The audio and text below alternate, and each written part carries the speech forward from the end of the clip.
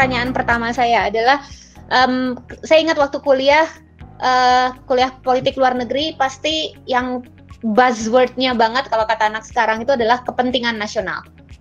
So, sebagai orang yang berada, kalau kita kan bicara tentang policy making proses, itu input, proses, output ya, paling gampang gitu ya. Nah, sebagai orang yang ada di ujungnya, bagaimana Mas berdua melihat kepentingan nasional itu terwujud dalam kebijakan luar negeri Indonesia saat ini, khusus Indonesia terutama. Is it priority? Is it really priority? Atau memang kita jauh lebih banyak merespon kondisi di lapangan? Siapa? Mas Dino atau Mas Eko duluan? Dino, silakan, Den.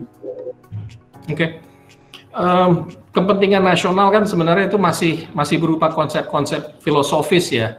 Kepentingan nasional untuk mencapai kesejahteraan, adil dan makmur dan lain-lain, itu mesti kita terjemahin lagi ke elemen-elemen yang untuk operasionalisasinya. Dari segi, kembali lagi, kalau dari segi kita sebagai birokrat, ini juga menyangkut pada penyusunan perencanaan sama anggarannya kita.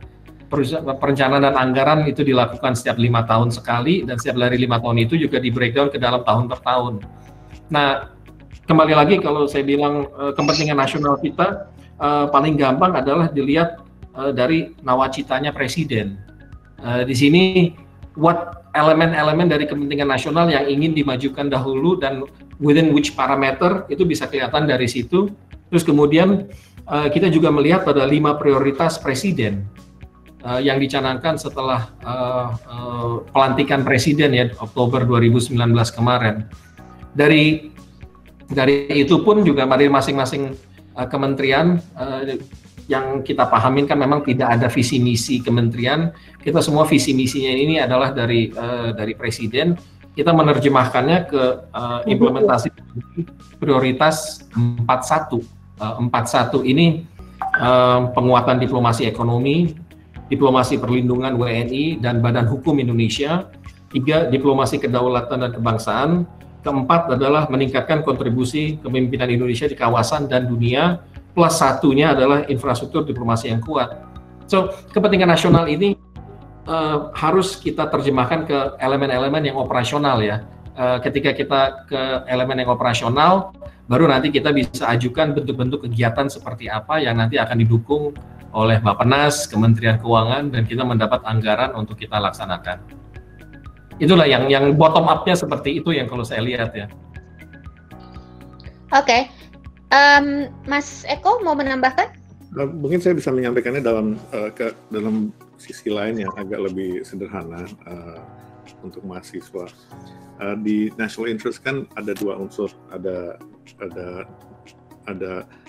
yang kita suka lupa adalah di dalam national interest itu ada nationals, Indonesian nationals, para warga negara Indonesia. Ya.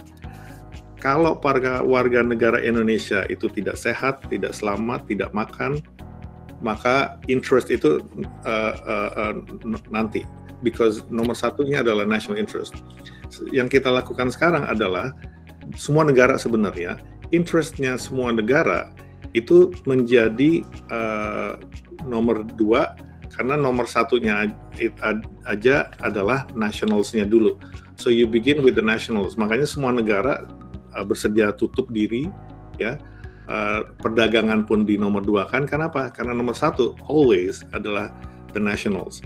Whether itu nationals yang di dalam negeri maupun nationals yang di luar negeri. Makanya waktu itu hampir semua negara minta para nationals-nya pulang, ya.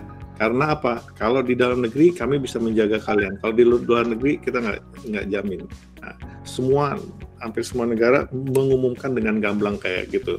So karena saya pernah mahasiswa juga ya, jadi saya tahu the concept of national interest itu is so beautiful, it's so beautiful. But then kalau sudah di lapangan kayak gini, pursuing the national interest itu is something for the future. Apalagi kalau mengingat bahwa, tunggu dulu, my nationals itu ada yang sakit, ada yang stranded di Fiji, ada yang sakit di rumah sakit di Afrika, itu yang dipikirin, baru perdagangan dan lain sebagainya. Itu tambahan saya, thank you. Oke, terima kasih Mas Eko. Kita sekali lagi teman-teman yang ada, silahkan kalau sudah mulai ada pertanyaan silahkan diketik di chatnya, atau bisa juga nanti langsung dinyalakan mikrofonnya untuk bertanya. Nah, kalau kita bicara tentang kepentingan nasional, paling tidak yang sering dibahas itu adalah perlindungan WNI.